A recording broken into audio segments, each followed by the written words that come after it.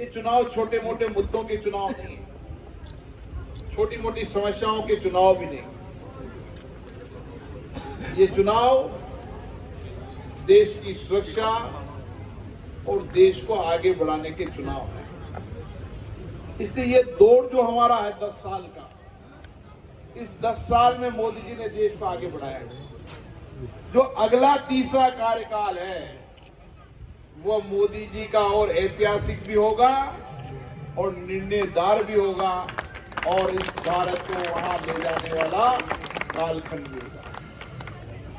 ये चुनाव देश के मुद्दे कॉलेजों के चुनाव नहीं है कि मैं ऐसा नहीं है।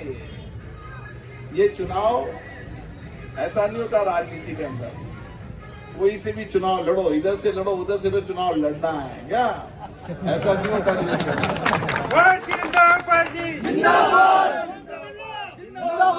विचारधारा होती है, नीतियां होती है, कार्यक्रम होता है और किस नेता को प्रधानमंत्री बनाने के लिए चुनाव लड़ रहे हैं वो फैसले होते हैं। हम कह रहे हैं कि नरेंद्र मोदी जी को प्रधानमंत्री बनाने के लिए आपके वोट की आवश्यकता है। आपका एक वोट नरेंद्र मोदी जी को प्रधानमंत्री बनाया। हम सब प्रधानमंत्री जी को चुनने का काम कर रहे हैं। आपने गारंटी? हाँ। और इसीलिए मेरा आपसे हाथ जोड़ के निवेदन है, आपका आशीर्वाद हमेशा मिला है।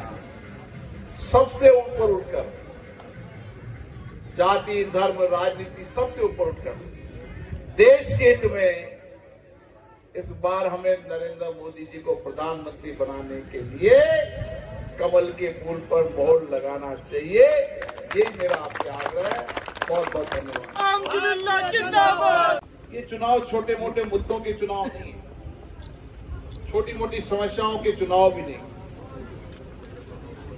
ये चुनाव देश की सुरक्षा और देश को आगे बढ़ाने के चुनाव है।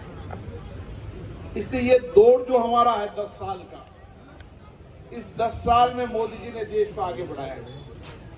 जो अगला तीसरा कार्यकाल है वो मोदी जी का और ऐतिहासिक भी होगा और निर्णयदार भी होगा और इस भारत को वहां ले जाने वाला कालखंड भी होगा।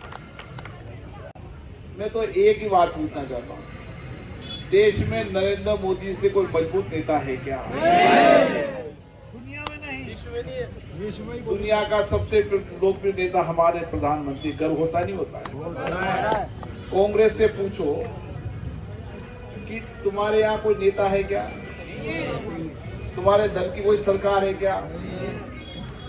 अब वोट मांगने वालों से पूछो भाई तर्क क्या है तुम्हारा? तर्क तुम्हारा क्या है? तुम्हारा प्रधानमंत्री बन नहीं सकता, तुम्हारी सरकार नहीं बन सकती, क्या तर्क से वोट मांग रहे हो?